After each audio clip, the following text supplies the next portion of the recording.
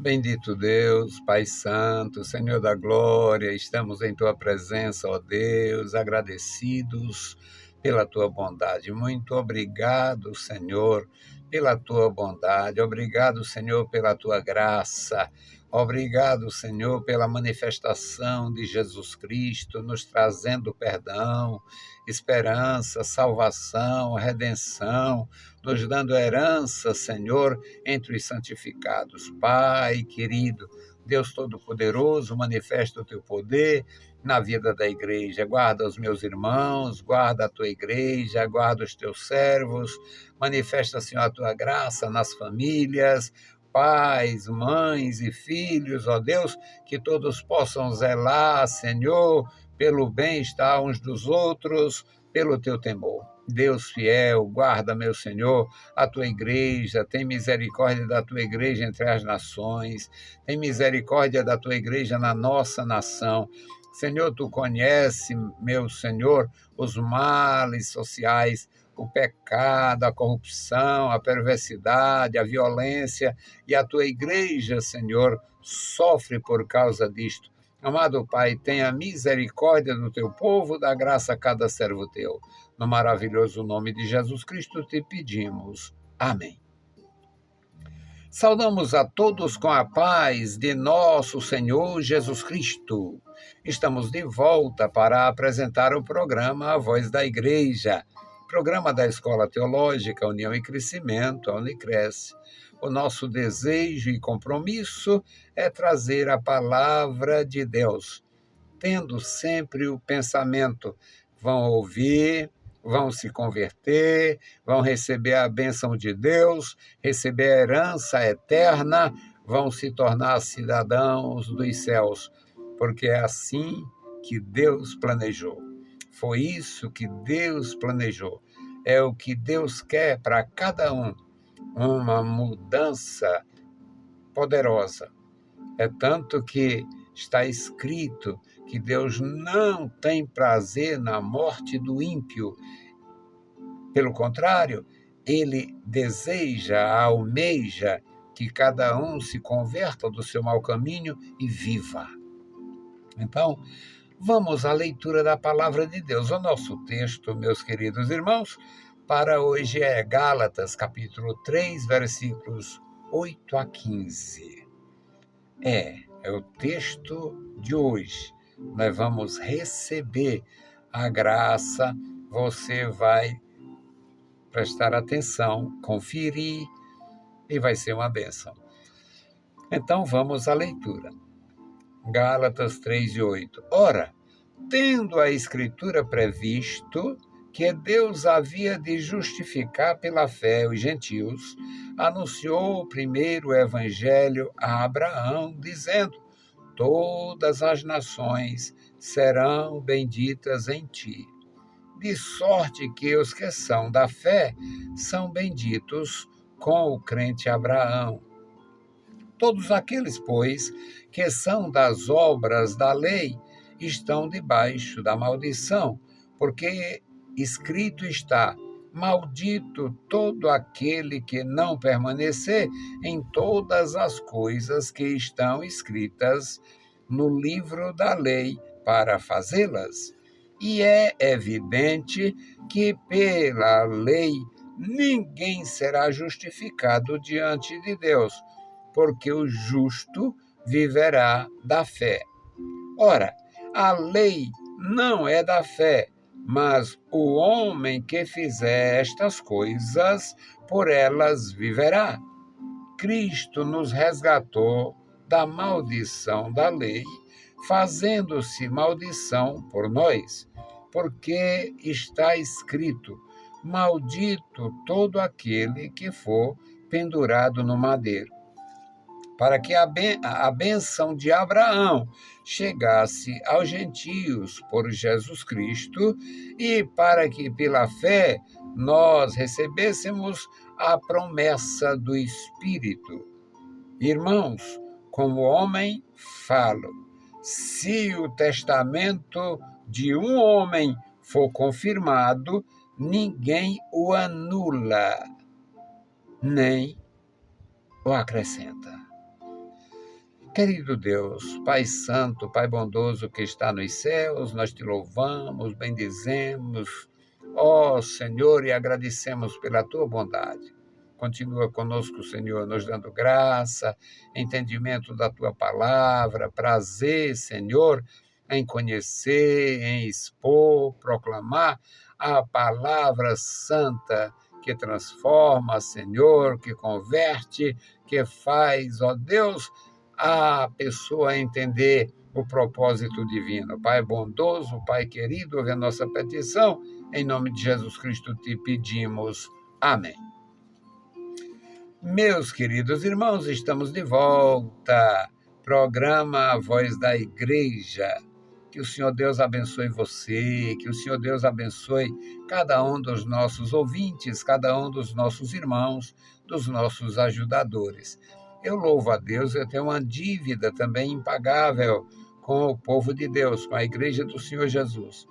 Nós estamos no ano 34 da nossa programação no rádio e são 34 anos ininterruptos. Apesar de termos passado o problema da pandemia, mas até na pandemia nós ainda fizemos trancados em casa, trancafiados, mas fizemos.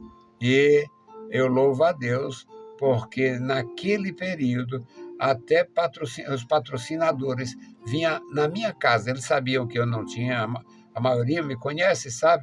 Eu não disponho de veículo para ir receber, fazer a cobrança lá e tal, daqueles que eu tinha contrato. E os que são, mas tanto os que tinham contrato conosco, quanto os voluntários vinham na minha casa. E eu louvo a Deus. A Igreja de Jesus, ela é maravilhosa. O povo de Deus é maravilhoso. Eu louvo ao Senhor porque assumi o compromisso e Deus tem nos dado a proteção. Esse texto lido, meus queridos, Gálatas 3:8, fala sobre uma coisa que a gente só escuta na Bíblia Sagrada e através do apóstolo Paulo. Abraão foi chamado por Deus mais ou menos 2.000 anos antes de Jesus Cristo nascer. E o apóstolo de Jesus Cristo aqui diz: havendo a Escritura previsto que Deus havia de justificar pela fé os gentios, anunciou primeiro o evangelho a Abraão. Ou seja, evangelho, evangelion no grego, significa boa nova.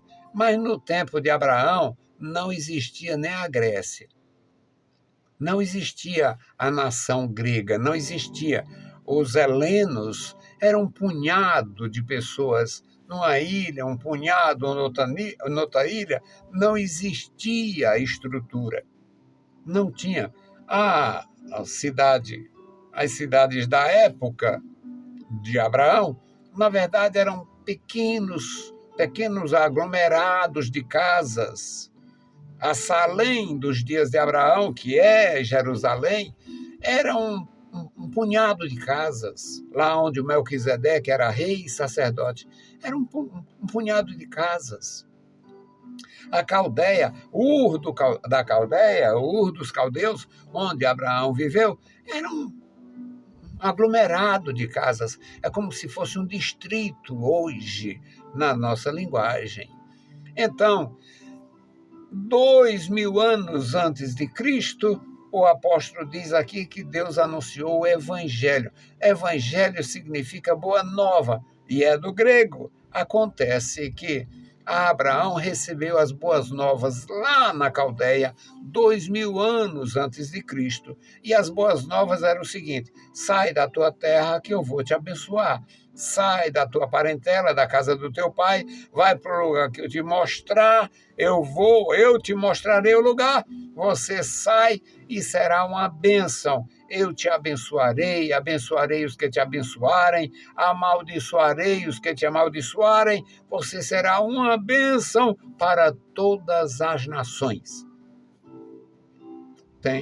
Não tinha boa nova melhor do que esta. Não existia evangelho mais profundo do que este para o patriarca Abraão, que, na verdade, na época nem patriarca era apenas um cidadão casado, tendo alguns servos para ajudar tirar leite de seus animais, de suas vacas e cuidar de suas ovelhas, e só isto. Então, Deus, na sua infinita bondade, anunciou as boas novas antecipadamente a Abraão, 2000 anos antes de Cristo. Todas as nações da terra serão benditas em ti. E Paulo diz no versículo 9, de sorte que os que são da fé são benditos com Abraão, porque Abraão creu. São benditos com o crente Abraão, porque Abraão creu. Todos aqueles, pois, que são das obras da lei, estão debaixo de maldição. Ou seja, é um contraste. Ou está debaixo da bênção, da proclamação de Deus a Abraão, todos serão benditos em ti, ou todos estão debaixo da maldição, porque não têm fé. Porque a lei, meus queridos, Abraão não conheceu a lei. Abraão não tinha lei, Abraão tinha fé. Deus não operou no Abraão através da lei. Deus operou na vida do Abraão, no coração do Abraão, na mente de Abraão, através da palavra, a promessa, o testamento divino. O testamento divino era uma promessa de herança futura. Você sai da tua terra, sai da casa do teu pai, sai da situação atual e eu te abençoarei. Eu te darei herança entre todas as nações. O versículo 10 diz, todos aqueles, pois, que são das obras da lei, estão debaixo de maldição. Porque a lei era o seguinte, se falhar, paga. Se quebrantar, morre. Se não conseguir cumprir a lei, castigo. Então, é muito melhor descansar no Senhor, esperar no Senhor e buscar uma maneira de agradar a Deus através da fé e não através das regras da lei.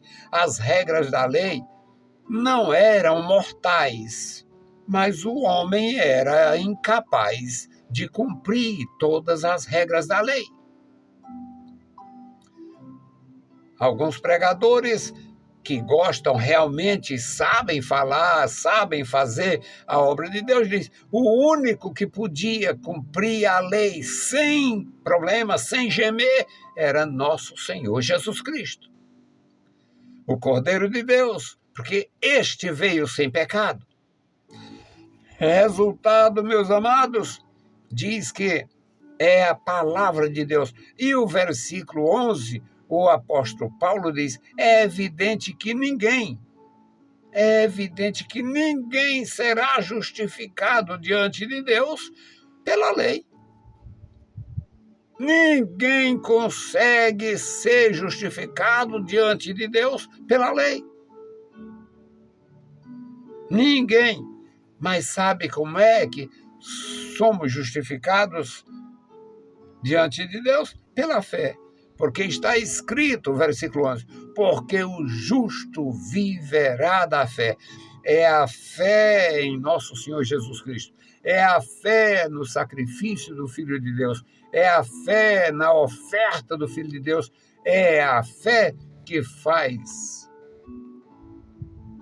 a nossa justificação. É através da fé que recebemos a justificação. No versículo 12, o apóstolo de Jesus, cheio da graça, diz, ora, a lei não é da fé. A lei não é da fé. A lei é um conjunto de princípios, portanto, regras sobre todas as coisas. A lei tinha uma regra sobre o cuidado da terra. Por isso é que tinha o descanso do ano sabático. A lei tinha regras a respeito do plantio. Não podiam plantar sementes misturadas. Mas isso é a sabedoria divina. Deus é sábio, Deus é fiel, Deus sabe como o homem é displicente em muitas coisas ou até culpado em outras. Então Deus proibiu muitas coisas na lei que parece até sem sentido para o homem moderno. Não podia ter 2 tipos de semente na mesma terra. Não. Você tem terra para 2 tipos de cultivo? Então, cultive uma parte aqui e com esta semente e distante desta área, outro lugar com outra semente. Qual a razão? Deus sabia. Vai chegar um tempo que o homem vai trabalhar, vai fazer, vai produzir sementes transgênicas e vai modificar, alterar, deturpar a criação de Deus. Está acontecendo nos nossos dias. Então Deus criou a lei, Deus deu a lei, e a lei tinha regras da vestimenta. O homem não podia se vestir com vestes femininas. A mulher não podia se vestir com vestes masculinas. Tinha regras para tudo. A lei, na verdade, é um conjunto de regras. O homem, na grande maioria dos homens, das pessoas, somos contrários às regras. Então ninguém poderia, deveria, ninguém conseguiria ser justificado pelas regras. Era melhor, e é melhor, e necessário apelar para a misericórdia. No versículo 13 diz: Cristo nos resgatou da maldição da lei, fazendo-se maldição por nós. Esse texto é tão difícil. Esse texto é difícil para cristãos que se dizem cristãos e são idólatras. Esse texto é difícil para pregadores que se diz pregador e só conhece a Bíblia por fora. Esse texto é difícil para quem tem a mente mirrada. É um texto muito difícil. Como é que Cristo se fez maldição para nos resgatar da maldição? Porque está escrito na lei: maldito que for pendurado no madeiro. E você sabe o que motivava uma pessoa a ser condenada à morte no madeiro, que no caso da lei, o madeiro em si era uma forca. Você sabe por quê que a pessoa era maldita, se tornava maldita? Por causa do pecado dela. Aquela pessoa se tornava maldita quando ela fosse enforcada, quando ela fosse morta, amarrada no madeiro. Sabe por quê? Porque ela tinha pecado pessoal, ela tinha feito mal aos seus pais, ela tinha feito mal aos seus filhos, ela tinha blasfemado de Deus, ela tinha praticado um ato punível com a pena de morte, com a pena capital. Portanto, a pessoa se tornava maldita pelo seu pecado. Mas o Filho de Deus, que não pecou, se tornou maldito por causa do teu pecado, do meu pecado. Ora, o versículo 13: Cristo nos resgatou da maldição da lei, fazendo-se maldição por nós, porque está escrito: maldito todo aquele que for pendurado no madeiro. Aqui não era uma referência à cruz, porque ninguém conhecia cruz. Era uma referência à forca. eram a referência à forca. Existem os inimigos da cruz de Cristo hoje, inimigos do Evangelho de Jesus Cristo hoje, inimigos da verdade de Deus, umas seitas americanas, seitas malditas, que são inimigos da cruz e negam a cruz. Mas no tempo da morte de nosso Senhor Jesus Cristo, não tinha empalamento. O empalamento era dos sírios, dos assírios. No tempo da morte de nosso Senhor Jesus Cristo, existia enforcamento, mas os romanos usavam era a crucificação. E Jesus foi crucificado. E depois de Jesus, os romanos continuaram crucificando.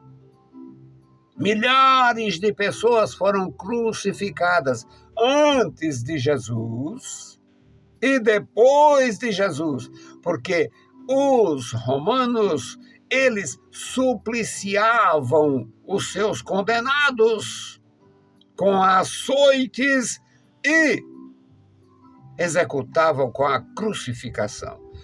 E o texto diz: maldito todo aquele que for pendurado no madeiro.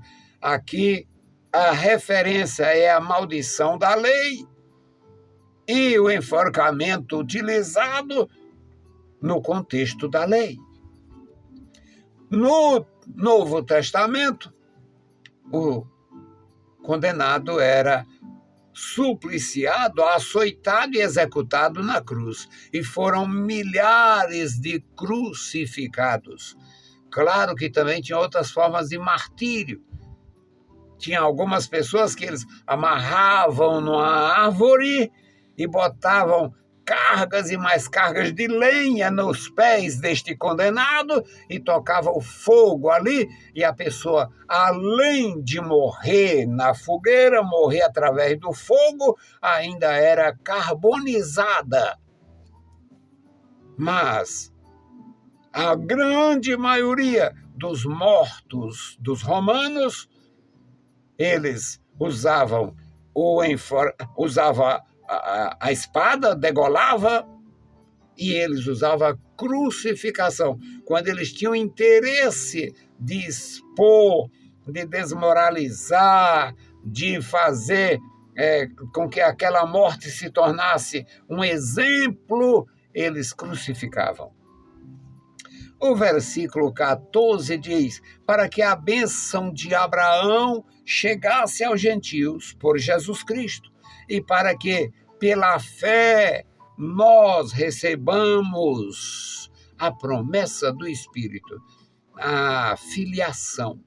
Deus, através do seu Espírito, Deus nos torna filhos por adoção.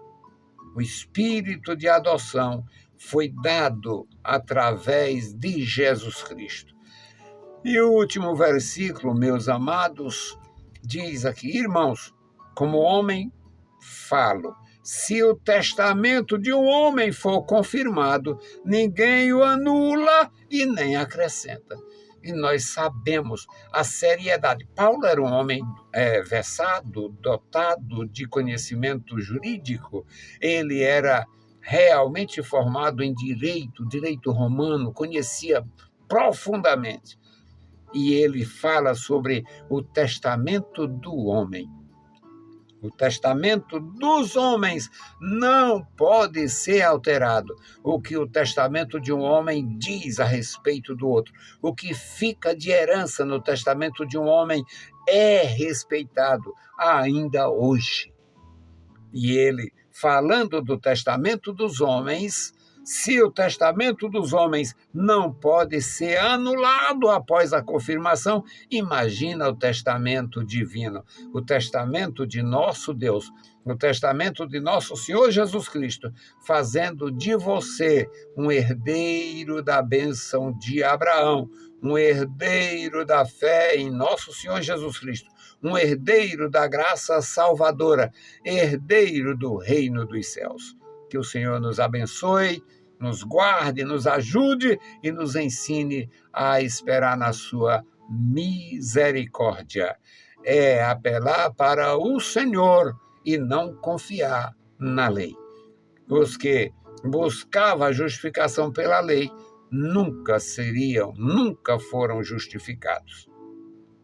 Bendito Deus, Pai Santo, Pai querido que estás nos céus, nós te louvamos, bendizemos e agradecemos pela tua bondade. Deus fiel e santo, Deus todo-poderoso, abençoa a tua igreja, guarda os nossos ouvintes, guarda os nossos irmãos, guarda os nossos amigos.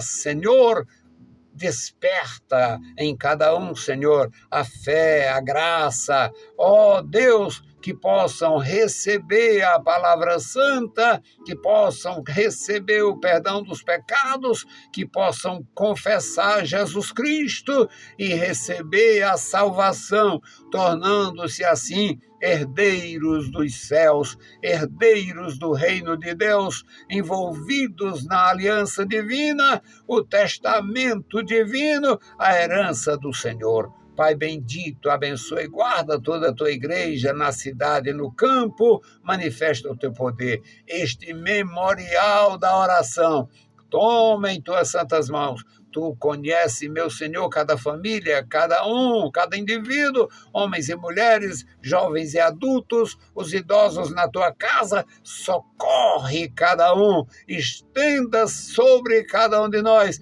as tuas santas mãos cheias de graça, nos dando, Senhor, a força, o vigor, a graça necessária para manter a comunhão contigo. Amado Pai, se conosco ouve a nossa petição. Em o maravilhoso nome de Jesus te pedimos. Amém. Saudamos a todos com a paz de nosso Senhor Jesus Cristo. Se o Senhor permitir, a gente volta. Deus vos abençoe. Leiam a Bíblia Sagrada e a graça de nosso Salvador repouse sobre vós. Amém.